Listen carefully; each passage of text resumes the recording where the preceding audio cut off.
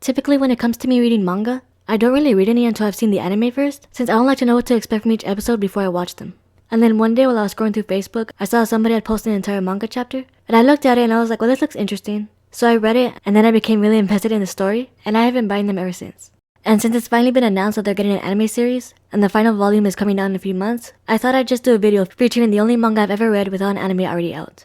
Anyways, now on to the story.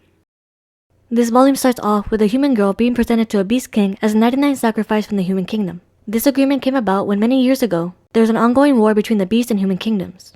And as a way to bring peace, a human girl was demanded as a sacrifice by the king at that time. And then it's been that way ever since. Every year, a new sacrifice is demanded.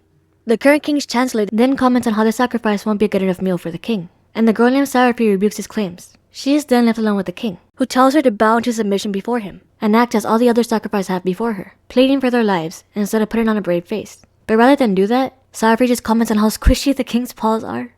It then moves on to the next day, where we see Sacrificial walking around the castle, until the king shows up and takes her back to his room, and tells her to stay in there unless she wants to be killed by somebody outside.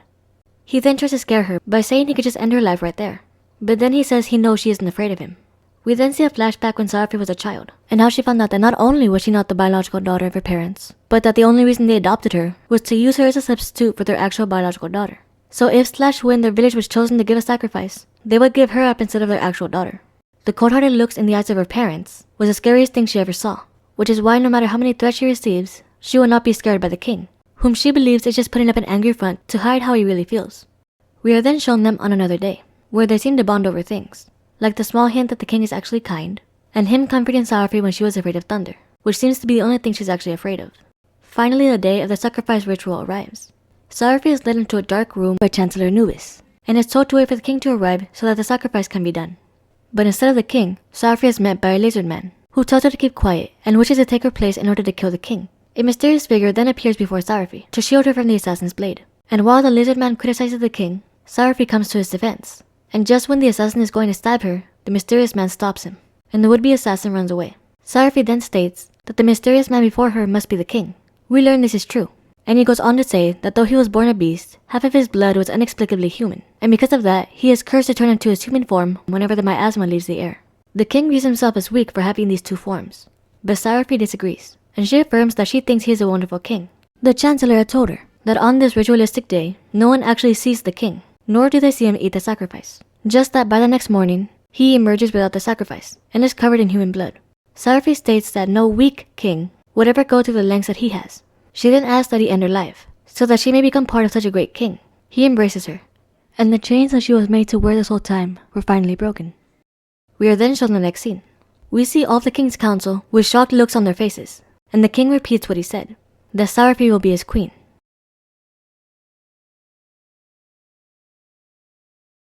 I really like the fact that this is basically Beauty and the Beast with its own twist. And that the king wasn't just a mean human turned into a beast. In this story, he was always a beast, who just happened to be half human. And that the girl wasn't sent to live with the beast because of a rose, but because of a peace treaty. The dynamic between the two main characters is really fun to read, because we seemingly have the cold-hearted king and the super nice girl get to know each other, and even though she had only known him for a few days, and has come to accept the fact that she's going to die, she still tries to make an effort to get to know the king, to try to understand why he is the way that he is, and also to bring a little fun into his life. I found it really funny that when the chancellor was criticizing her for not being good enough to be a filling meal for the king, that she actually disagreed with him and said that she would in fact be a nutritious meal, instead of agreeing with him and trying to make herself seem like a terrible candidate to be a sacrifice. Like, who would advocate for themselves to be eaten? And then she dares to talk casually to the king. Like, who does that to royalty? And even comments on his attitude by saying that if you keep being mean to your subjects, you're just gonna be all alone in the end. Which would be the opposite of my reaction. Like, seeing him like that, I'd be like, don't eat me, please. Like, she's a really unorthodox character, like the way she's just so casual about everything. Like, she doesn't care he's royalty, that she's literally been sent there to be eaten. These are her last days. Like, none of that matters to her. She's just like, well, in a way, it kind of makes sense then, you know? Like, I have nothing to lose, might as well just say whatever I feel like saying. I'm gonna die anyways, so. And also her very sad past, where she found out that not only was she just brought into this family as a substitute for their real daughter, like if you see here, it says that her name literally just means sacrifice. Her so-called parents didn't even give her an actual name. They gave her a name that would always remind them of why she was brought into this family. I also like that she appears to be very intuitive to at least His Majesty, since she seemed to be the only one who noticed that he would fake being mean all the time. Another instance of how intuitive she is was when His Majesty had brought her to the crumbling ruins of a border city, since that was the only place that flowers bloomed. which is something she wanted to see and had actually told His Majesty about. He of course denied that's the reason he brought her with him, which hints at the fact that he's actually kind of nice. Another instance that showed that His Majesty was actually really nice was that when Sacrificial told him that she was afraid of thunder, he didn't tell her to stop being such a child about it and get over it. He actually tried to comfort her. Even though he was awkward about it, but like, oh here, like, here's my tail, and then like he just like basically slapped her with his tail, like here. He was awkward about comforting her, but he still did it. Though he did question the fact that though she wasn't afraid of beast kind, she was afraid of thunder, which I really liked since that's the exact same thought I had, and it gives a kind of realistic feel to it, since there are in fact some characters who point out things that the readers might also think. I also like the fact that when Sacrificial was down in the altar room and she was met by that would-be assassin, she wasn't afraid at all, and was quick to defend His Majesty when the would-be assassin criticized him.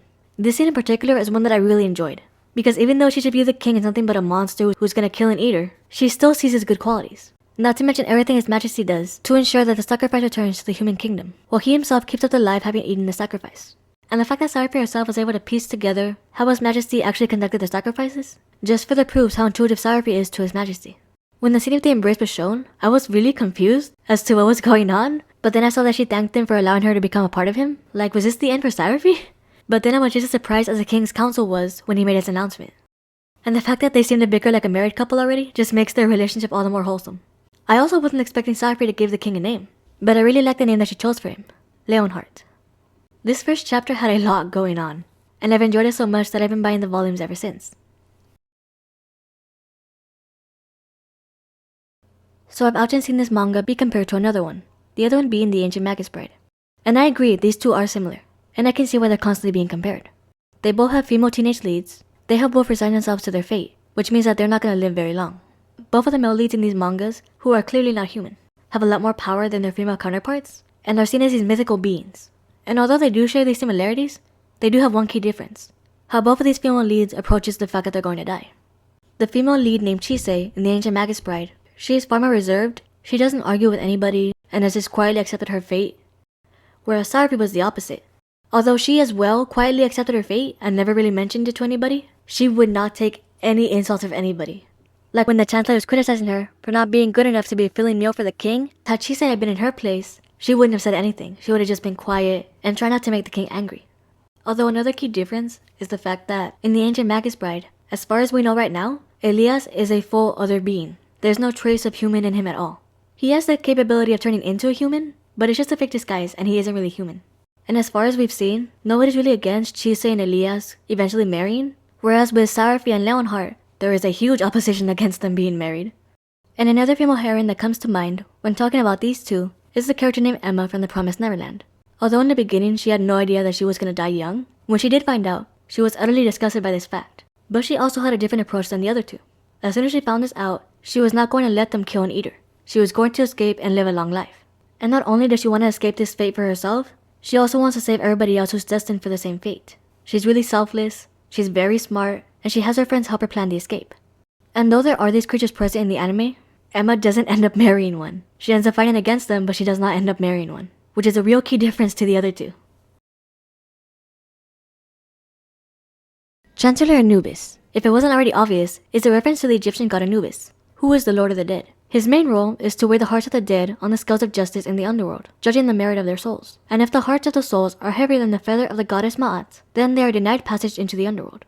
Chancellor Anubis has a similar role. He is in charge of governing the kingdom for the sake of the king, and must make sure the king does not do anything to jeopardize his reputation. Sai and Klops, the two little round creatures, are based on the Greek monster, the Cyclops, though they seem to be split in two, with Sai having the one eye and no mouth, while Klops has a mouth and can speak, but does not have an eye. Also the fact that Cyclops tend to be these huge, intimidating monsters, and these two are just adorable little servants. Before I end this video, here's the promotional video I found on YouTube for this manga.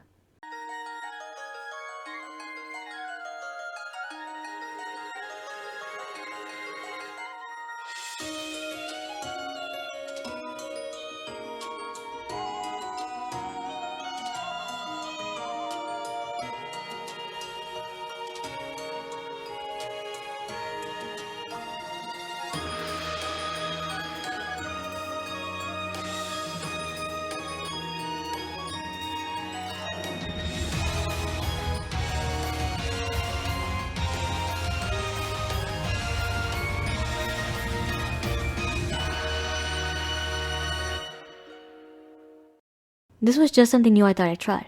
Doing some chapter reviews from manga I have read / I'm reading. Not sure if I'll continue doing these videos, but I figured I could at least give it a try.